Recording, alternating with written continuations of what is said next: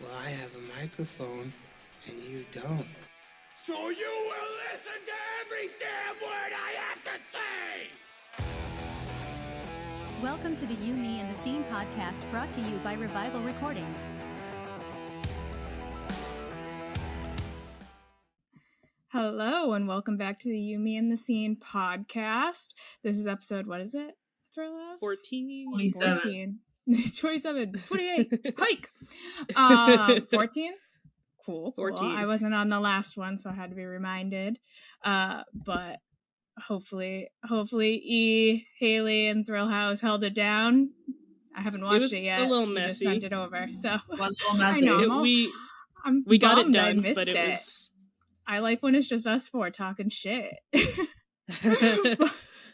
So, a little bummed, but, you know, sometimes pet emergencies come up. I literally was just like, who did we even interview? And I was like, oh my god, we didn't. We were just talking to one another. We literally were just talking shit. We were just literally talking shit. Awesome. But, yeah, so, later in the episode, we're going to have Pat from Alesana on. But, you know, we're here doing our usual updates first. What are you going to say, Amanda? No, I was going to say Pat from Alesana and Jotaro, which is another yes. revival band. Yes. I'm pretty sure it's pronounced Jotaro. That's how Pat says it. It's either... I used to say Jotaro, but... I used to say Jotaro, too, until you told me that earlier. And I was like... Yeah, that was news to me. I was like, we all should have really been on top of it. Yeah, like how... When he gets on, he's going to say it an entirely different third way, and we're all like, oh god, oh no. It's like your video of like, what's the most interesting way you've heard Alesana said? That's I mean, I'm always just writing it, so right, or like reading it. So, yes. So he'll be on later, and I mean, I'm trying to think what's been going on in the scene. I know in like pop culture itself, it is Barbie mania. Oh my god, guys! I did get the Vans Barbie collab t-shirt. There's oh my god, there's a Vans Barbie collab. There's Vans Barbie collab. All right, so that is scene. I was told you do have the Barbie. I do have the Barbie. When E gets her birthday present from me, we will debut it on the podcast too. Oh, was it a hit? It's a hit. It's a hit. It's a hit. We'll debut it. So I know. Cute. She was up in Boston, then she left before I gave it to her. So I'm gonna have to part of my lore is that no one ever really knows where I am. That's awesome, actually. So yeah. So when that, we'll have to show my creative ability. I'm so excited. I'm excited for you to see it. But yeah, so we've been so that is a scene thing though. When I saw the Vans Barbie collab, I was like, because I mean every brand on the face of the earth has had a Barbie collab, but right. Vans just dropped it like yesterday or the day before. Oh, we're recording and it's the July 28th, by the way, guys. But I haven't seen the Barbie movie yet, by the way. I see it tomorrow. Okay, awesome. You're gonna love it, hopefully. You are gonna love it. I think. Text your thoughts. I think you're just like, and then you're gonna be like, this is what I've been saying my entire life. Like, this is all I ever talk about is how there's just Ken. What is Ken doing? The mama emo cried a lot during that movie. So. Oh yeah, E's mom was sobbing. Yeah, I don't want to cry. But like good heartfelt cries. Yeah. So, you know, for those that have good relationships with their mothers, at least. Yeah. No. If you want to talk about dad, that's another story. But like, we want to get again into childhood trauma. Okay. Look, we came to have fun. It was heartfelt. I liked it. I think the only people that don't like it are the right-wing males. The right-wing males who are paying money to go see it and then buy hundreds of dollars worth of Barbies to set on fire in a parking lot. Ben. Hey, that's always the best thing, is if you're getting, like, brands are getting canceled, at least they're still getting paid, so. If you are talking shit about the Barbie movie, like, that's just so embarrassing. Like, it's just, like, there are other things that you could be worried about. Like, I don't know, maybe not being a douche canoe to people, but, like, what do I know? Not that I'm talking about There's worse things going on in the world than, like, empowering little girls to think they can do whatever they want. And if she wore pink to the movies this weekend, she's a red flag. Go fuck yourself. This doesn't count as, like, scabbing, does it? Talking about the movie on a podcast. What's scabbing? Crossing the picket line for the SAG-AFTRA strike. Oh no, I know. No, because we still want the actors to get paid for this. Yeah, I think people who are getting paid to promote it are, like, the ones that are. Yeah, we don't. We're not promoting it. I'm just saying I thoroughly enjoyed it. We support unions. Big enough. This podcast is pro-union. We are, and that's another topic I was talking about the other day, is because so many shows have already been rescheduled, like the fall schedule, because now that the actors and writers are all on strike. It's crazy, and, like, I think a lot of people just don't realize how little some actors get paid. Did you see, like, the actual, I don't know if it was, like, the strike demands. I don't know what document I was looking at, but it was basically the union saying it was literally, like, meal breaks. And, like, they're like, we just want normal we want healthcare, we want meal breaks, we want normal working hours, and they were literally just like, no, and fuck you, no. They're like, you're asking for a lot right now. Yeah. And just, I mean, we talk about this and we can cross it over in, like, a music way in terms of streaming and all that, and that's always been, like, things changed within the past, like, 10, 15 years in terms of streaming music and TV wise, and it's been an issue across multiple platforms that people aren't getting paid the way they feel. I feel like it's only a matter of time until there's some form of music industry strike. I know there is a union, but I don't know.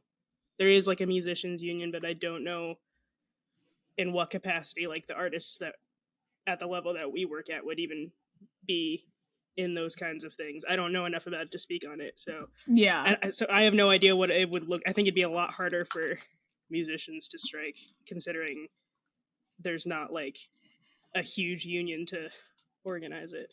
But I mean, they have, like, their slight differences, but the overall theme of streaming is, because I know when that started coming out, I did see a couple, can't remember specifics, but I did see a couple bands or whatever, musicians on Twitter being like, yeah, we don't make anything either on our Spotify and all this, and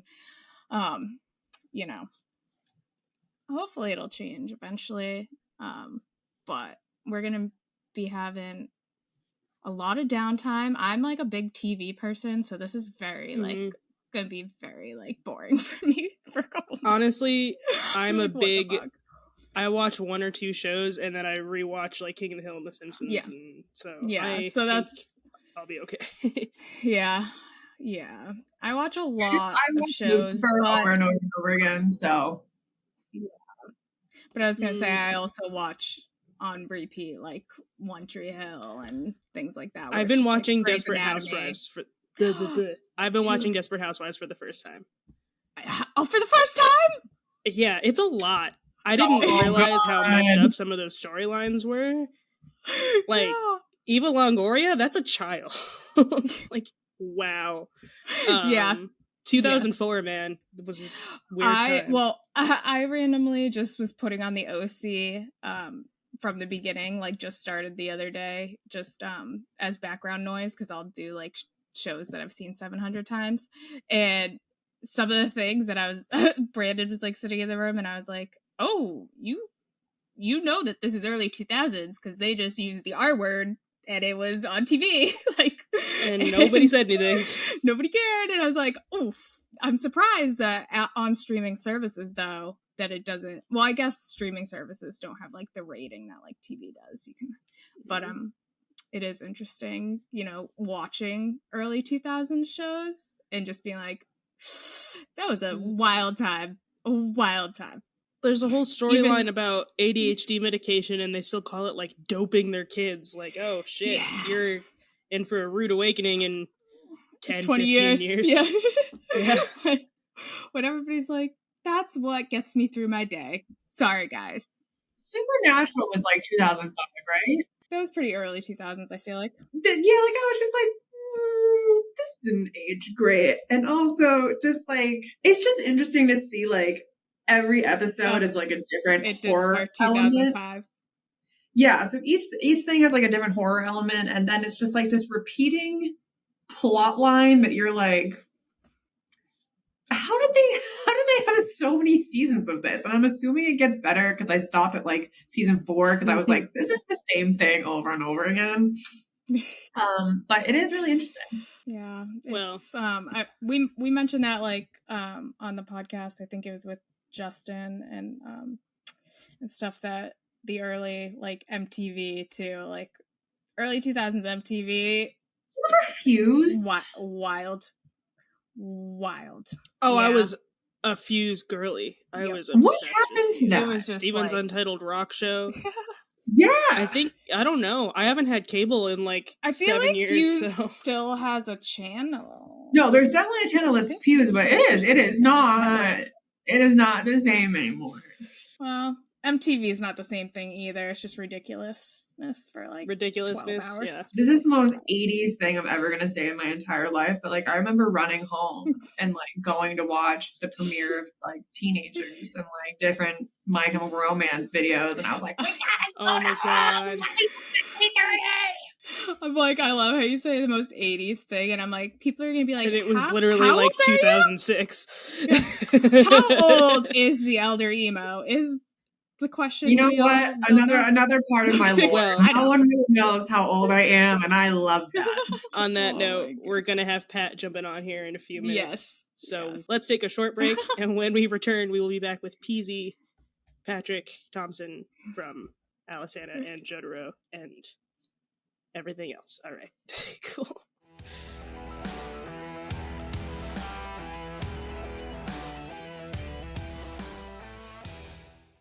All right, and we are back with Pat from Alesana and Jotaro. Did we say it right? Me and Amanda were arguing about it earlier. You did. You said it correctly. We were talking about how for the longest time we were just typing it, and then I finally heard you say it on tour, and I was like, oh, okay, yeah, that's how you say it. Cool. Well, Nick was the first person from Revival to say the name of the band back to me, and he said Jotaro. Yeah, that's how I was saying it in my head for the longest time. And that makes me think of like Jenga or something like that in a weird way. I'm like, is that like a cool game? Like Jotaro? I kind of want to play it. But it's Jotaro. It sounds like an old school like Nintendo game. I was going to say, it sounds like a Pokemon game, right? Like, oh, Jotaro totally could be a Pokemon character. But before you were Jotaro or Jotaro, we were talking about just before we started recording, Pat is one of the 3 founding members of Alesana. And I feel like at least at the merch table, I get this question a lot. Who started the band? Because I don't know, either people like to quiz me or they just genuinely don't know. But I'm constantly retelling the story of how this all came to be. Well, it's kind of funny because when we talk about the origins of the band, we usually start at North Carolina. But technically, our origins started in Baltimore, Maryland, when we lived on Alesana Street. And from my perspective, like, my way in was sort of like Sean was playing in the first iteration of The Legitimate Excuse with Nick, and a guy named Gordon was playing drums, and my friend Phil played bass. And my friend Phil invited me to come see them play. First mosh pit I ever was in my whole life was at a TLE show at a place called like Hal Daddy's that had like some beer special that night or whatever. So I started hanging around and coming up to Baltimore on the weekends because because I lived in a suburb of the city, and I started partying with them and hanging out. And they had their practice room in front of their apartment, and they just had guitars and drums just chilling. So I, eventually asked if I could just like jam out or whatever. So I kind of got into the habit of that. And then one day, Sean walks in and sits down on the drums and starts playing along with me. And what I was playing at the moment was the beginning of Congratulations, I Hate You. It was and Sean was playing on the drums with me. And that sort of sparked our writing relationship there. So just, a hungover day, like maybe a Saturday or Sunday or whatever, and just playing in the rehearsal room. And before I knew it, Sean and I started playing acoustic guitar together a lot. And then they asked me to join TLE. I played 2 shows in the first iteration of TLE, and then all of a sudden, Sean one day, he's like, "Look, man," he's like, "we're gonna quit and we're gonna start a band called Alesana." Nice. Just straight to the that point. moment on. Yeah, history was made.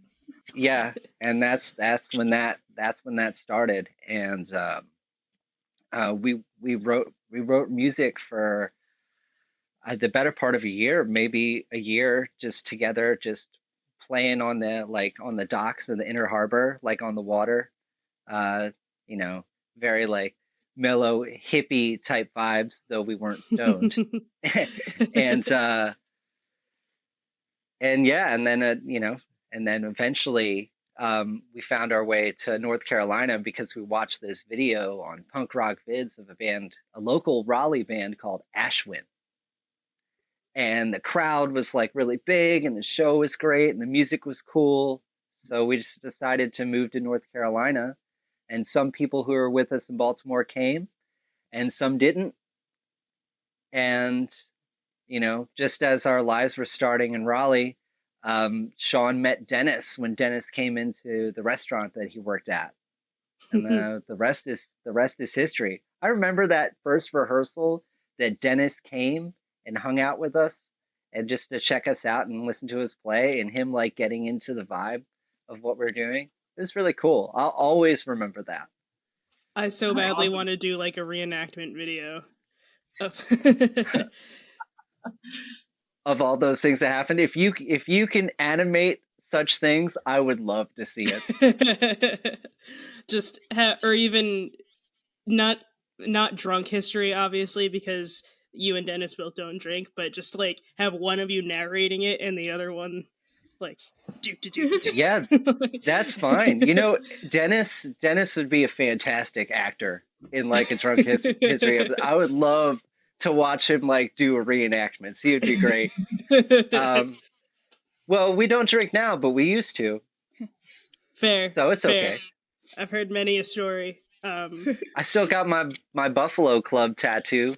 That's forever. Ooh, do we want to talk about the Buffalo Club on the podcast? I mean, sure, we can talk. What is it? It's not. I feel like this is probably the wrong episode because obviously we have one of the 2 Alesana members who don't drink on the show. We could always just cut it out, but basically, it's a worldwide drinking game.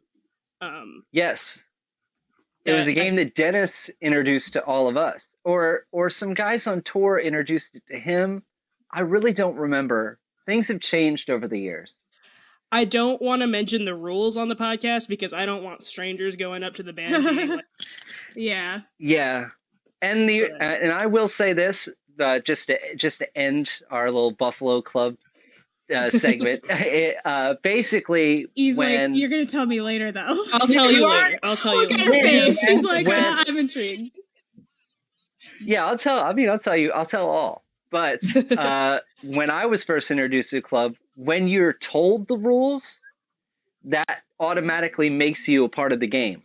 So basically, it's like as soon as you hear it, you can't unhear it, and then you're somehow bound to this game. And then there's a physical exchange of a certain type of object, common item, and and that's basically and then you're in. So I can't say the rules because I also can't make the exchange digitally. Right. So Yeah. Right. anyone It's a here, whole. so you're safe. You're safe from being a part of the club inadvertently. Especially E, if you come to one of the shows, you'll be in the club if y'all come to one of the shows. But we don't want to broadcast those rules and have now because I will be there. So we will too. We'll for 2 shows. Yeah, we're doing Carborough and Jacksonville. I do want to talk about, before we move off of Alesana subjects, I feel like Pat and I have gotten pretty tight over the past couple of years in particular because of the way the van is set up now. Yeah. Our living situation. We talked about it briefly on the last episode that as we're recording this, it's coming out tomorrow. But Alesana tours in a van, and me and Pat sleep in the 2 front seats. Yes. Pat does. Yep, that's right. Very close to all the driving, so we get to all these shows safely, largely because of Pat, and I'm very grateful for him for that. But we call that front cabin the apartment, so we spend a lot of time together. Apartment. Yeah, we do. We keep it clean. There's usually not a lot of buildup of trash. We got a lot of bags, and they're all mine.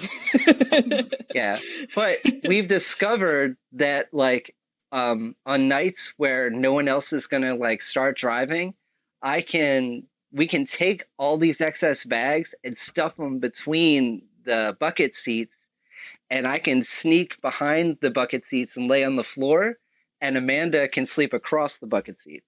Yeah, that way we both get to lay down. Because back in the day when I first... Sorry, go ahead. Oh, I was just going to say, we get to lay down and our feet don't fill up with blood. Yeah, exactly. Because back in the day when I first started touring with Alesana and I was 50 pounds lighter, I could fit in that ditch, and our old tour manager Erin would sleep in the seat that I'm in. But she's moved on to have a super cool career otherwise. And as our staff has moved around, our sleeping situation has moved around a little bit. So now we're the bucket seat people with the fat ankles unless we get to lay down for a night in the aforementioned method. Yeah. So if you ever see us on tour, ask us how our ankles are. Yeah. Usually swollen and uncomfortable. Yeah, basically. We were like a bunch of geriatrics. Yeah, basically. Let me get you compression socks. That's what I'm going to get y'all for Christmas. We're rapidly barreling away from the track. Sorry. No, it's not your fault. No, it's okay. Every time we can't understate that. It's every time. It's everyone's fault all the time. Yeah, it's cool. We usually just blame Shane. Yeah. Even if it has nothing to do with him, the poor guy gets blamed for everything. Yeah. Well, when we don't have Haley on with us, we always say we have to remind each other at the beginning, we need to get it together, guys. Oh, I see. Because Haley's always putting us back on track, but she's the administrator of the chat. Oh yeah. Yeah. Basically. Yeah. She's the moderator. Yeah, and if there's any point that we're like this, Amanda goes through and edits and cuts out. Yeah, that's the other thing. If there's anything you want cut it out, cut it out. If you want anything cut out, I can take whatever. Not that this isn't on the record or anything. We could take out whatever. Oh, it's worried. There isn't a thing that I say or do that I wouldn't mind anyone in the world seeing. So, cool with me. Yeah. Whatever. That's a good attitude. I got nothing to hide. Maybe if I were to fart or something, I don't know, you can cut that, but I think I'm good. And Pat has always taught me to not hold it in. I never hold in a fart. I'm sorry. I know that's gross. No, I agree. I agree with that statement. I agree with that. I think it's unhealthy. Right? Exactly. Gas can mess you up. And look, I'm 41 years old and I look like I'm in my 20s. Never hold a fart. That might be the secret. Might be the secret to youth. That's going straight to the trailer. Pat has figured out the secret to youth. All right. That's how he's so fast on stage. That's another thing. If you're listening to this podcast, I'm assuming that you've seen Alesana live, or you at least listen to Alesana. And Pat is the hardest person to take photos of, in my experience, because this man is the fastest guitarist alive. I can't help it. I like to cover the whole stage if I can. So if I see an empty spot, like I always go for it so that there isn't like a dead zone on stage. Has it ever happened? I know, at least in my Alesana lifetime, there hasn't been a collision, but has it happened before, like over the past 18 to 20 some odd years of playing? Oh yeah, definitely. There's definitely been collisions. Usually, typically not like a full-on collision, more of like a collision of guitars and maybe extenuating circumstances. Let's just say, like one time we were in, I think we weren't in America. We were in like South America, Colombia, I think. And we had our first third guitar player, Adam Ferguson, and he was the one who introduced guitar throws to the band. So Sean started doing them because Adam showed him how, and then, or whatever. So Adam was the one who was doing them like all the time. And he went to do one, and his guitar strap broke, and he threw his guitar behind him, and it like skipped like a frisbee, skipped across the parking lot, and just nailed me like right in the shins, and took my feet out from under me. Like he like tripped me with his guitar, like bouncing across the floor of the stage. So, just random stuff like that. I've been like hit in the face with a guitar headstock before on stage, and had my nose split open. Or one time, Sean was at the end of our set was taking his guitars off of his shoulders, and he would just throw them to our guitar tech. Well, he did it this one night, and the strobe light was so crazy he didn't really see. He threw it to where he expected him to be, but instead of him being there, it was me. It just nailed me right in the top of the head. I was like, I mean, one of my favorite stories, I guess this is kind of a collision in a way, is the one that the guitarist that will not step forward, as Dennis put it. We were in Mexico playing, and somebody stepped on Dennis's mic cable while he was swinging the mic, and when they did that, I guess it caused like his mic to literally just shoot for his mouth and just bash him right in the teeth, like real hard, like ouch, like bad. And did he lose any? No, he didn't lose any. I don't think that's the time he chipped his tooth. I think that was another time. But anyways, he got hit in the face, and he questioned everybody he thought stepped on the cable, but nobody would step forward. It could have been me. I don't know. I moved so fast. I mean, it was an instant.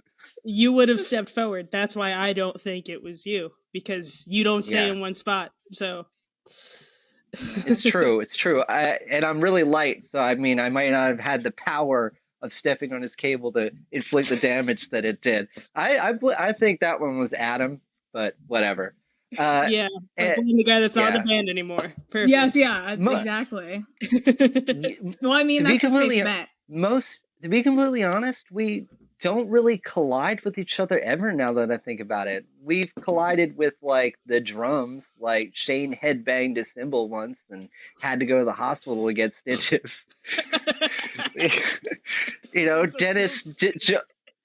Dennis jumped off stage in Germany and the whole crowd just moved and he landed head first on a concrete floor. Our show was over in a song and a half. Being in Alesana is just like a hazard. Is what we're getting at. Well, I mean, when you go all out, you're bound to get a few scrapes and bumps and along bruises the way. Yeah, that's I don't know. You can perform like intensely, but I guess our level of intensity in the beginning, early days, incurred us a bunch of harm. But now we're pretty good. I mean, everybody's pretty much unscathed, like every It's show these days. Yeah. really fascinating to watch. That's how I convinced my dad to come to that show in Pensacola, and I was like, they've just been doing it for so long that they know where each other is almost at all times. See, that's what the fast performance does. I just shoot around to everyone, and it creates this illusion that like it's a constant near miss. But yeah, obviously Alesana is the claim to fame right now, but you release music under the name Jotaro, not Jotaro. Yeah. And we've put cool with both. Yeah. As long as we're talking about it. Yeah. Yeah. Like seriously, since you mentioned Alesana, Alesana's my baby. Jotaro's my baby too. I have two babies, I guess. You also have two human babies, so that makes sense. People mispronounce Alesana. Have you heard? Yeah, we were saying that. Have you heard? Yeah. So if they mispronounce my other band's name, I think that's great because that's something to talk about, even if it's for 2 seconds. So Jotaro, whichever you want to prefer, is also signed to Revival 2, which we announced. When was it? Last August, I think. It was when we were on the road. Really? Yeah, almost been a year. It's really almost been a year. Wow. Yeah. Jeez. Yes. My, how the time flies. And we touched on it a little bit earlier, but it's obviously a very different vibe from Alesana music. Alesana tends to put out, they're very much a concept album band, these long overarching stories, and obviously it's 6 musicians collaborating. It's not really anybody's personal story, but Jotaro, on the other hand, I wanted to talk about how that writing process might be a little bit different for you, being more on your own. I know Jeremy plays drums in the band, but you do the writing, correct? Yeah, I do. How's that experience different from creating with Alesana? Well, let's see. Honestly, like at the time or over the last like 3 years, I became a dad. And that changed my writing experience in and of itself. So basically when I was over like this time period or whatever, I've been changing like the way that I go about it because I don't have the luxury of time to like get into things the way I used to. So I had to change my process altogether. And when I changed my process, I was like changing it and doing both these projects at the same time. So like they're sort of like in a technical way, they're kind of the same, but I'd say the big difference would be Sean. Sounds kind of funny to say it like that, but basically when I write for Alesana, honestly, if I write any music, I just write whatever pops into my head or whatever I just feel like writing, whatever just comes out, it is what is. Yeah. With Alesana, I send that music off to Sean, and then when Sean, he's like my filter.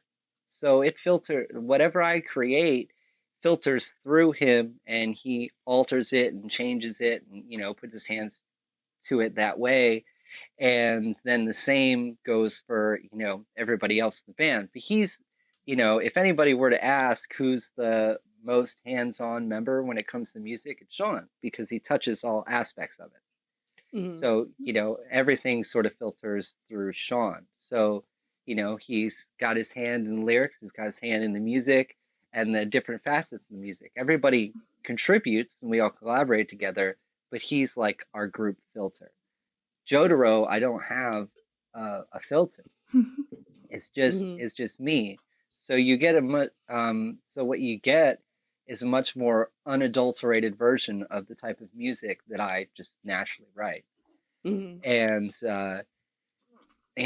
obviously when it comes to lyrics for Alesana, which is a huge thing for us, Dennis and Sean, they work together to form a concept and the lyrics and everything like that. And that's something that they tackle like head on, just those two.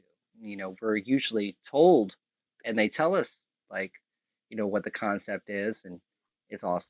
So, Yeah, I was just gonna say obviously it's that. like,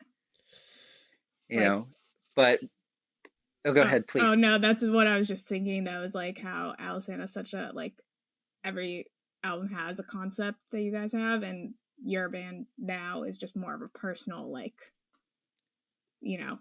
your perspective. It's not a storytelling. It's like you behind it. So it's just me. Yeah, it's me, and I'm a very actually I've been doing pretty good. A big reason why I wanted to do the project is that, one, I've always wanted to, express myself lyrically and vocally, and that's not something I really have the opportunity to do in Alesana. I do get to sing from time to time, and I have a feeling on this new record I might get to sing, a couple times.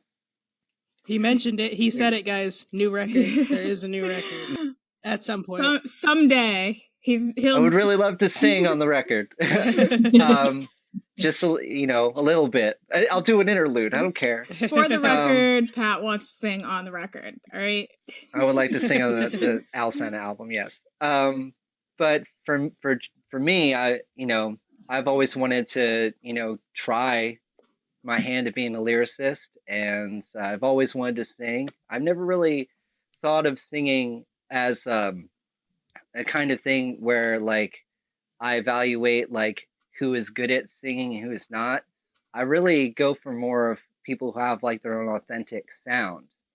Like that's what's great about with working with Sean, is because he sounds like himself. He doesn't sound like anybody else. Mm-hmm. And that's a more important quality to me in a vocalist than anything else. You can be that and be an amazing singer, but as long as you sound like yourself.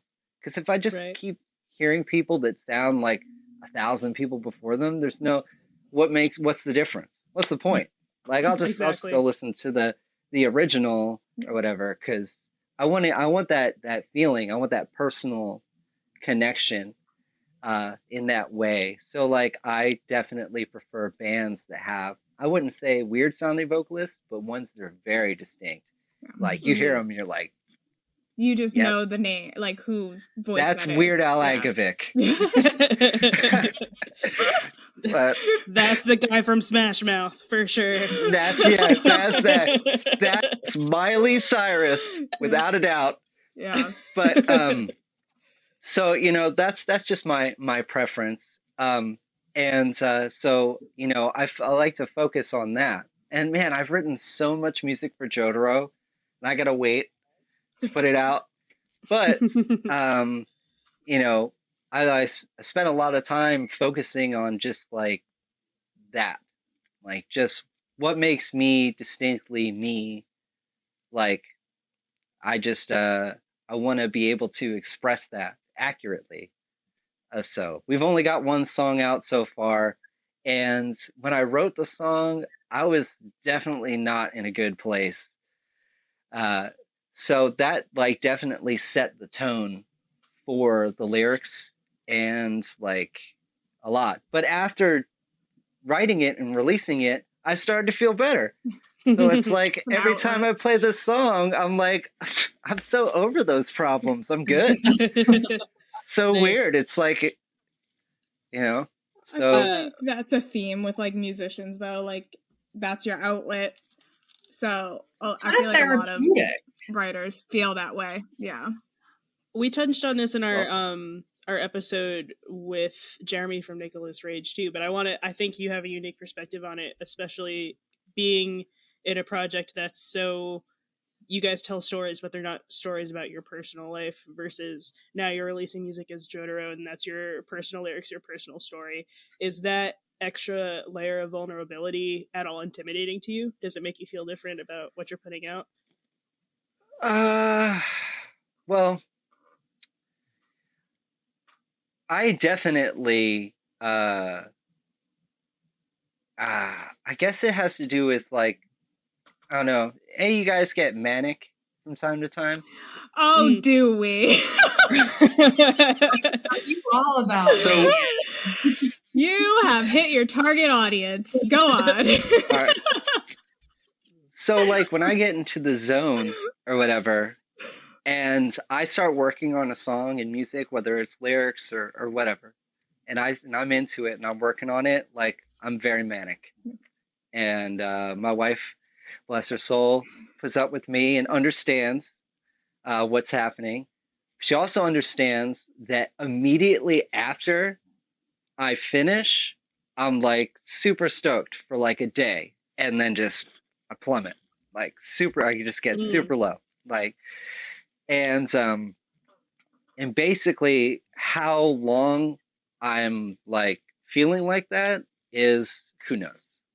So like when we released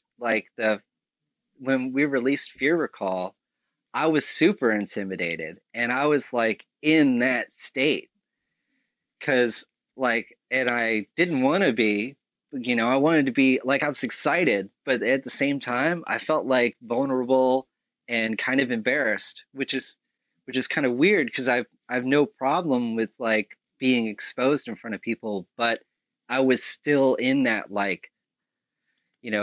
depression at the time.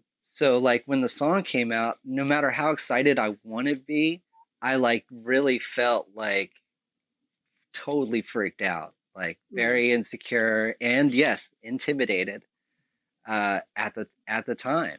And it was weird. And then I was like upset about being that way for a while.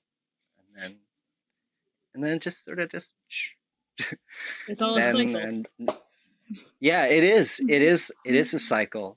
But since releasing the song and continuing to write music, I've been able to go from these manic states and not dip into a horrible depression afterwards. So like the last 5 songs I've written for Jotaro, I've written them and then felt good afterwards and stayed there. That's awesome. So awesome. Yeah, so it's because with that song in particular, like I'm talking about things. It's basically just a song about how I was having a real hard time in 2012. Things are changing. Lots of things are changing. Like I didn't like where I was. The future seemed so uncertain. So like I was drinking a lot to feel better. And then basically all the drinking I did landed me in all these situations that I just sung about in that song. Landed me in jail, landed me in the hospital, and it landed me into like a super long depression. So like that's basically what the song is about. So I was drinking to medicate, and then those were the consequences thereof.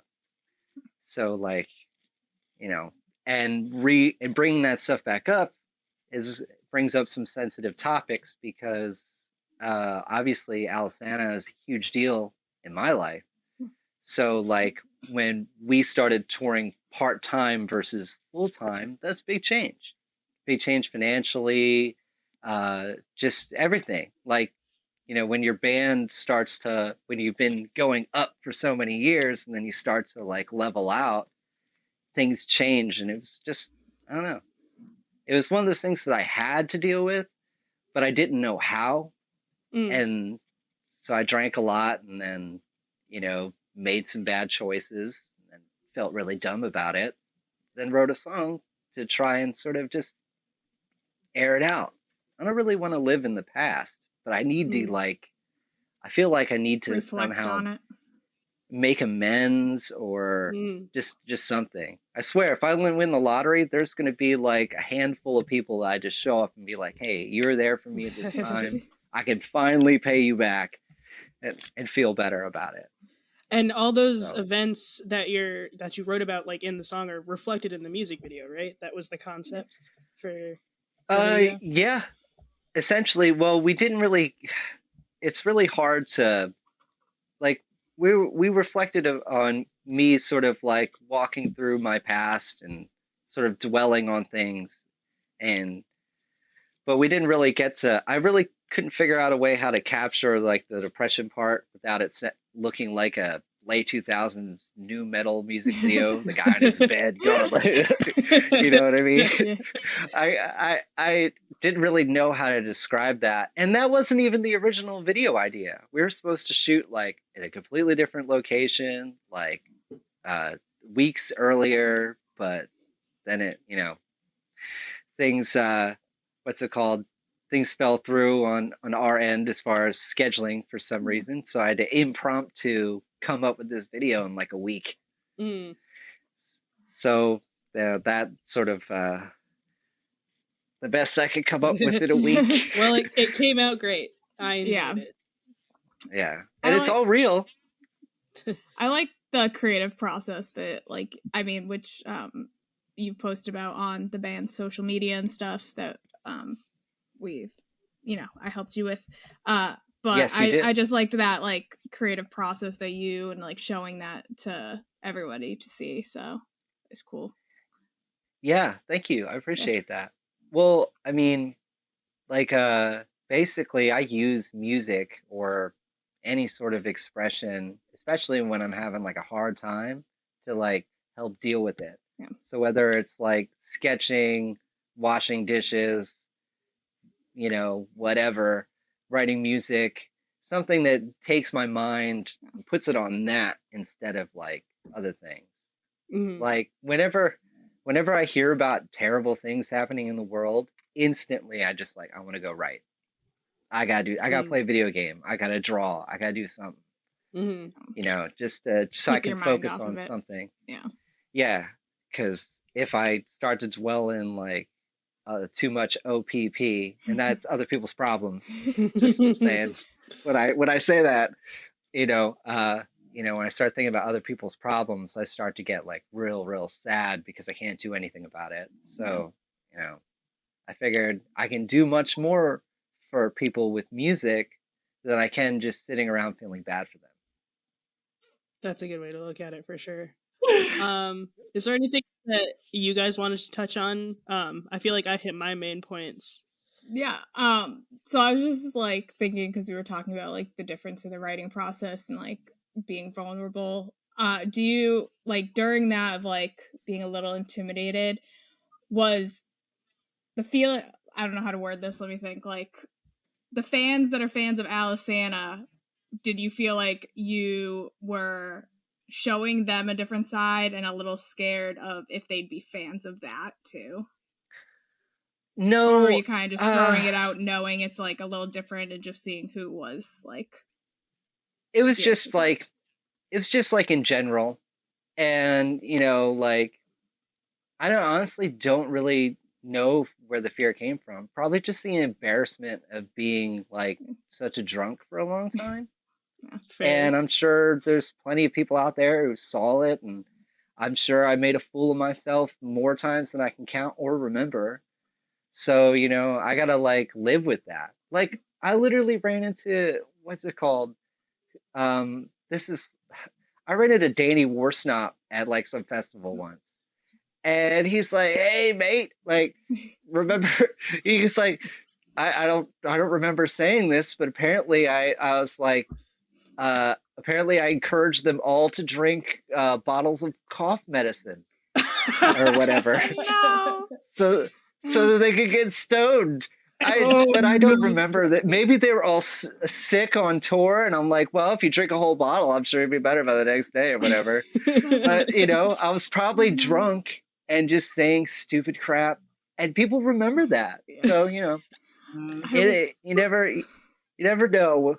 If you're not perfect, somebody might remind you of how stupid you are or were. And yeah, I don't know, Courtney, like I think it's just like a general thing, like it's just general like anxiety and fear and depression sort of just mixed together, and they just do their thing. Like it's like out of my control, like, which really sucks. Preach. It's like, so I wasn't really concerned with like, my only concern was not being able to accurately like convey what I was thinking about. And I think that because when I wrote the song and where I was at the time emotionally, made my lyric writing in that instance kind of convoluted. So like, you know, it doesn't mean that since then, like in hindsight, I'm going to change my approach, but you know, the experience of just releasing the song and seeing who understood and who didn't, and like as far as people who commented and shared their opinions or whatever, I could tell with the people who are just hearing it but not like understanding it. And you know, if I'm not able to connect with people on a level of understanding, then I'm not really conveying the message or story or feeling that I want to. Yeah. So, you know, I'd say, you know, I was worried about that happening, and it did a little, and because of that, it allowed me to like take a step back and like, you know, see, you know, okay, well, how can I communicate what I have to say in a way that maybe some other people can understand more clearly? Like I don't have to be as elaborate because I have tons and tons of lyrics.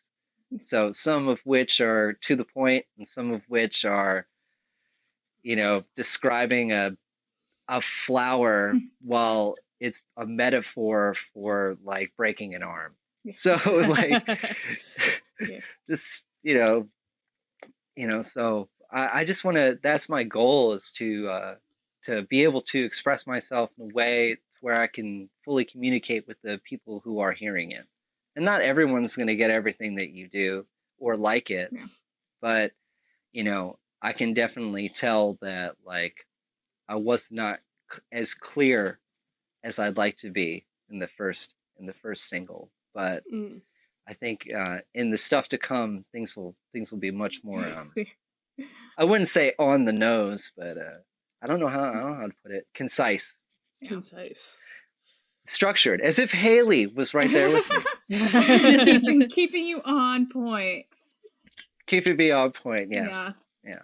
Oh, that's cool. Because I don't have a filter, so you know, it's like I have to be my own filter, and I might reach out to a producer to act as a filter for me. Be like, hey, like, yo, because I get really emotionally wrapped up in my music.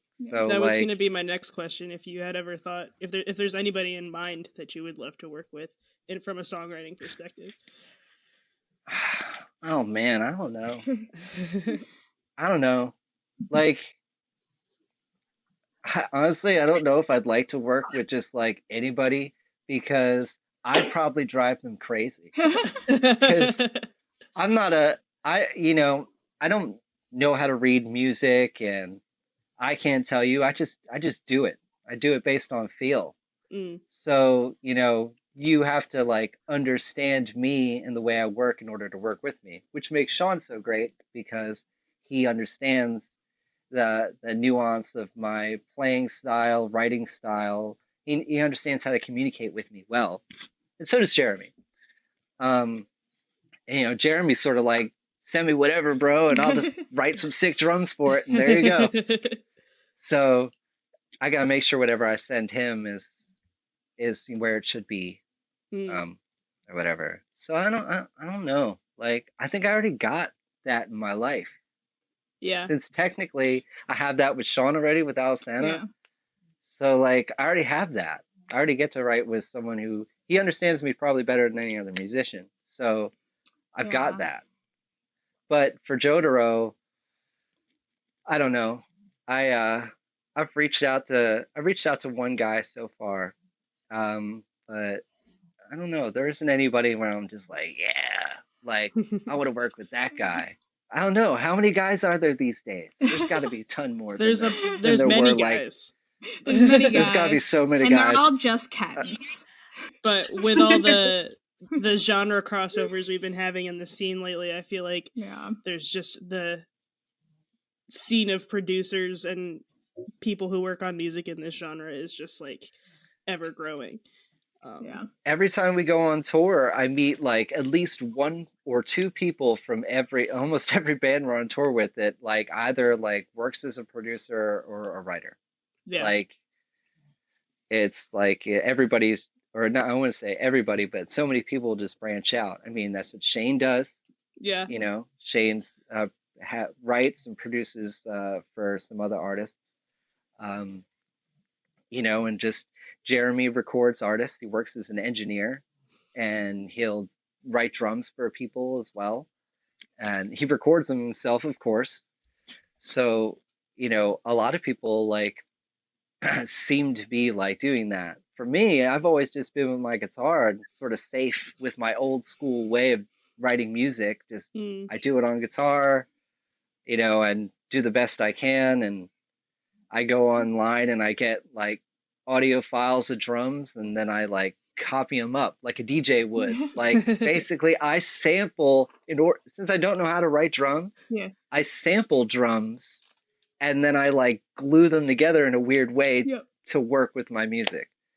So basically like that, I just do it with the computer instead of like records. DJ Peasy. Interesting. Yeah.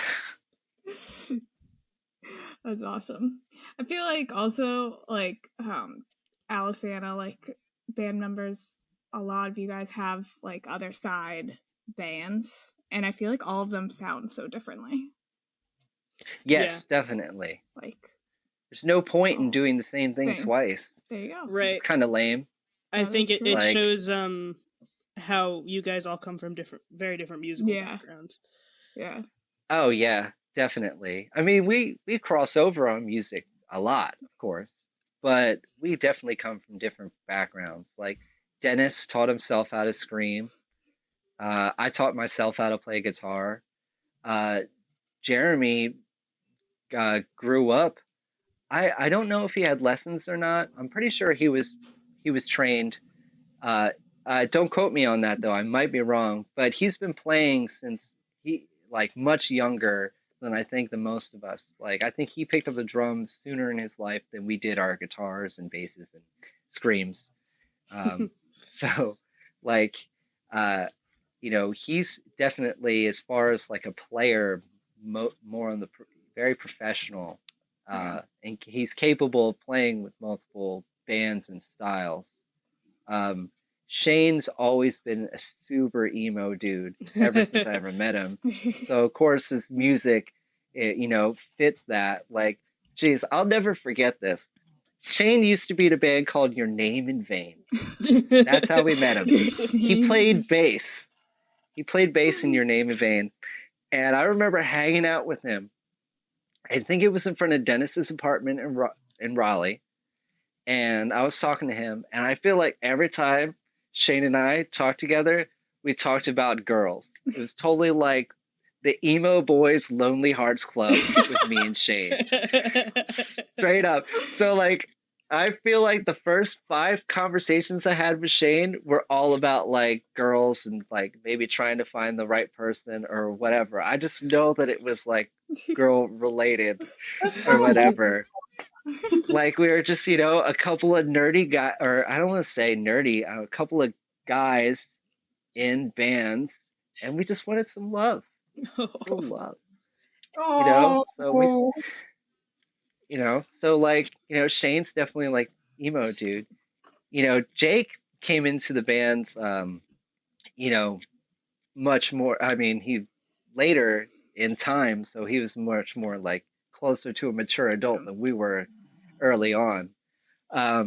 And he, honestly, you know, Jake's like, I don't know. I remember like my first impression of Jake is when he was playing in another band on tour, and when we needed to like call somebody, I remember talking to Sean, and we're like, Jake, instantly, like Jake, we need that's the dude. Because Jake's just fun to be around, very like exciting and excitable. And he's like, very kind, and he's very they're all kind good people, but Jake is a very nice, welcoming. And Jake person. He came from like more of like a different music world. Like a lot of times when he's like, oh yeah, this song reminds me of that, and he'll name an artist I never heard of ever, but I know he likes like heavy technical music. I mean, stuff similar to what he writes.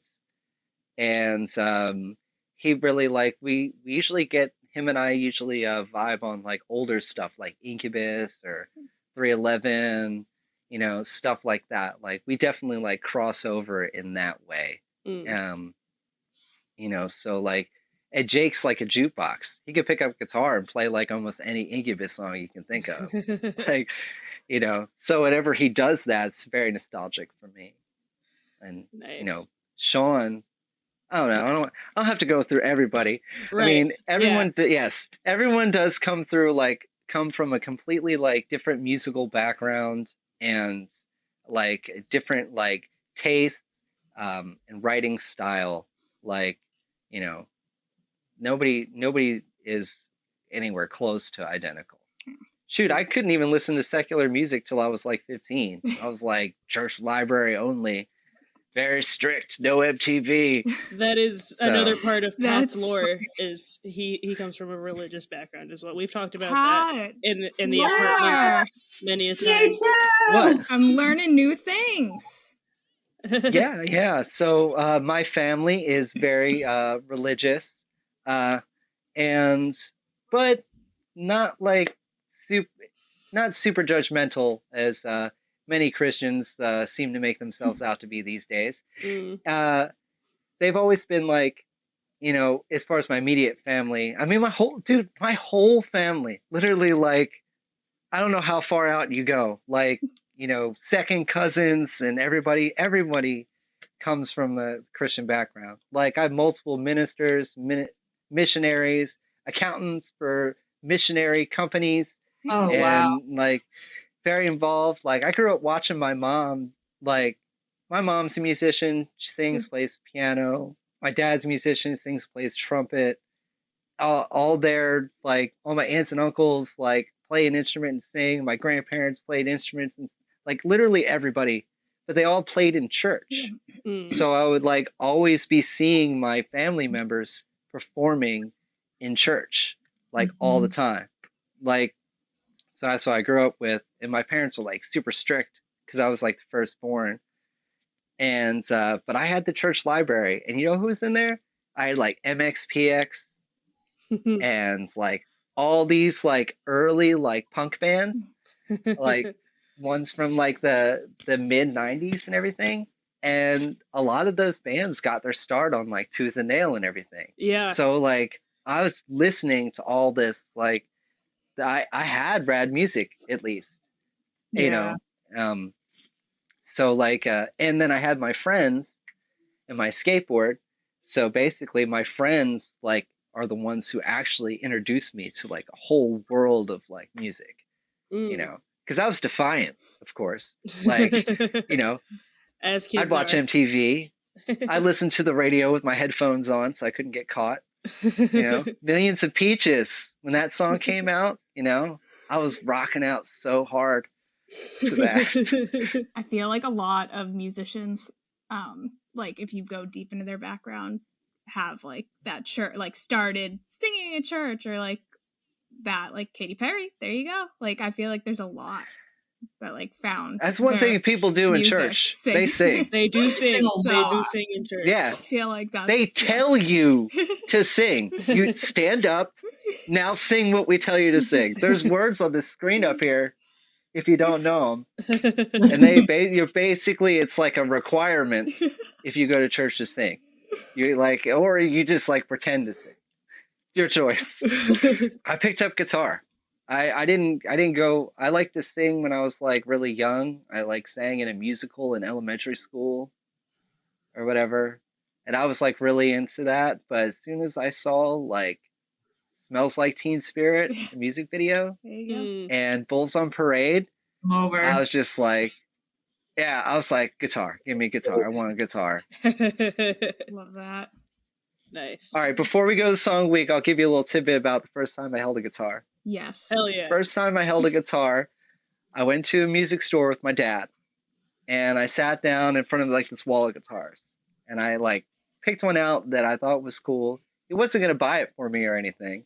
We were just going there to like just to look at him or whatever, because obviously I'd said that I had displayed an interest. When I put that guitar on my lap, on my leg, I was so nervous or excited or a combination of both. That my leg just started bouncing and bouncing up and down, just like this. I was like 13 or 14 years old, and like my leg was just like bouncing. Like I just was so freaking excited. I had to put the guitar back because I was afraid I was gonna like literally just knee it across the room. And then I got one for Christmas next year, and the rest is history. Oh, I love that. That's so wholesome. Yeah, that's a good story. It is. My brother got a drum kit that Christmas as well, so we learned together at the same time by jamming out in our basement. That must have been a loud household. Did you guys ever have like a family band? No, we did not have a family band, just me and him, just like jamming out, and my uncle is like a sound engineer, so he's been like on tour and stuff. Like he's been doing it longer than me, and he had gotten an early start. So whenever we go to my grandparents' house, we'd like steal stuff out of the garage, like little mixers and stuff he'd leave behind. Mm. We'd set them up at home and like attempt to record ourselves onto tape playing whatever random noise we were making. We gotta find those demos. Yeah. We gotta find those No. tapes. I don't think we can. I would love to. Oh man, I would love to hear that. But yeah. So But speaking of rocking and jamming out, Pat, do you have a song of the week? oh man. You could also go Well- last if you don't, but Honestly, I don't. This may sound strange, but I don't really get the opportunity to listen to a lot of mature music.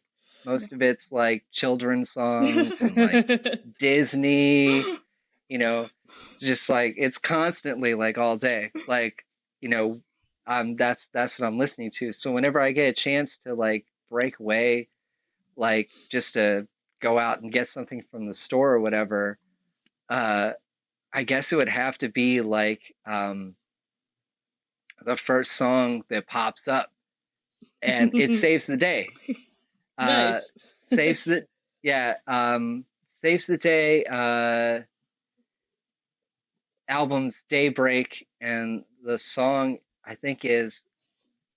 Oh damn it! I want to look at my iTunes because I don't look away when I'm driving. It's a title track, I think. Daybreak. Daybreak. Or 1984. That's the very first song I actually hear that's a mature song like every day. The rest, I don't know. God damn. We could throw I'm a just Disney parent. song on the playlist. We have. word. I was like, Yeah. we have some like out of pocket songs on there. Don't you worry. Yeah, we have some wild cards on there.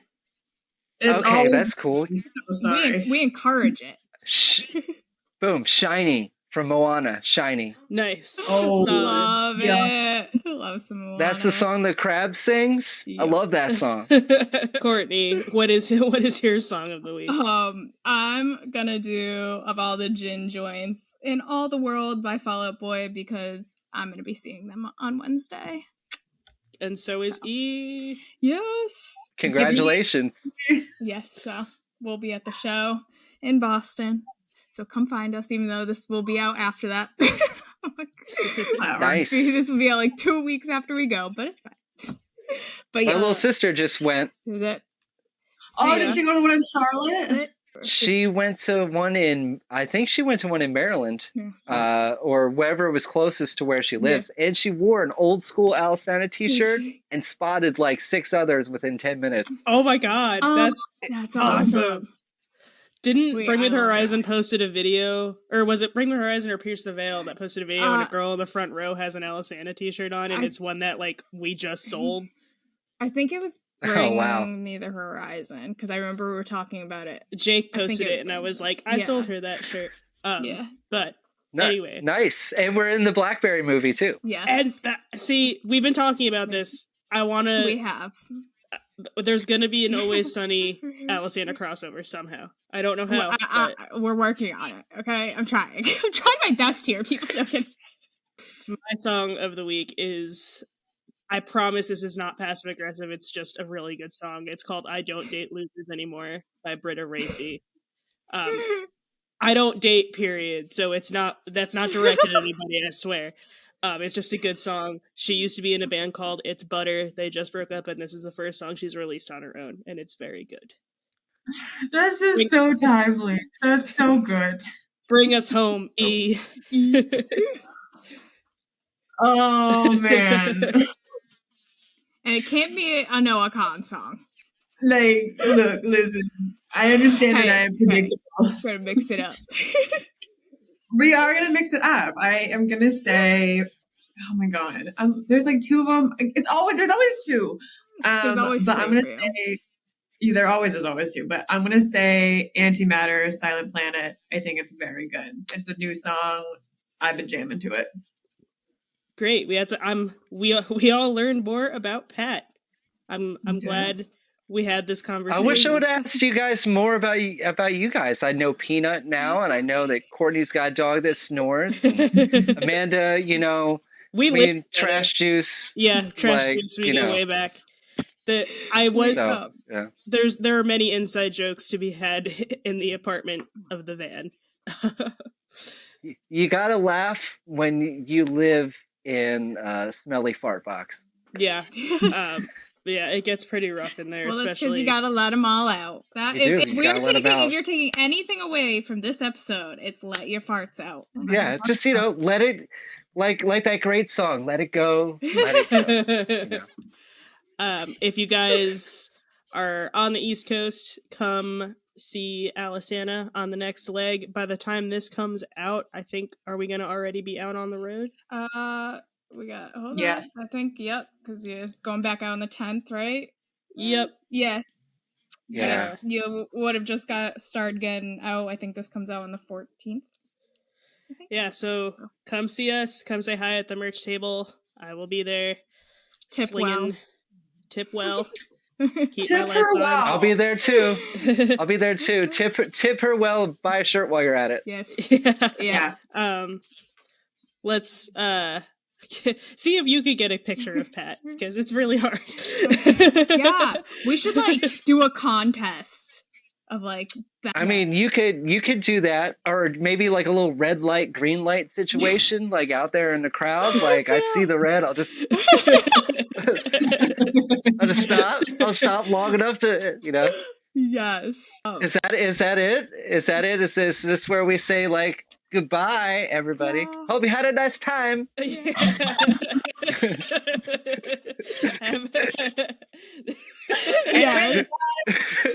See y'all next time. Yeah. Pat said it all. Yeah, we're done. There you go. That's all that needed to be said. See y'all in episode 15. Yes. Bye. Thank you. Bye. Bye-bye. Thanks for tuning in to the You, Me, and the Scene podcast. New episodes are released every other Monday.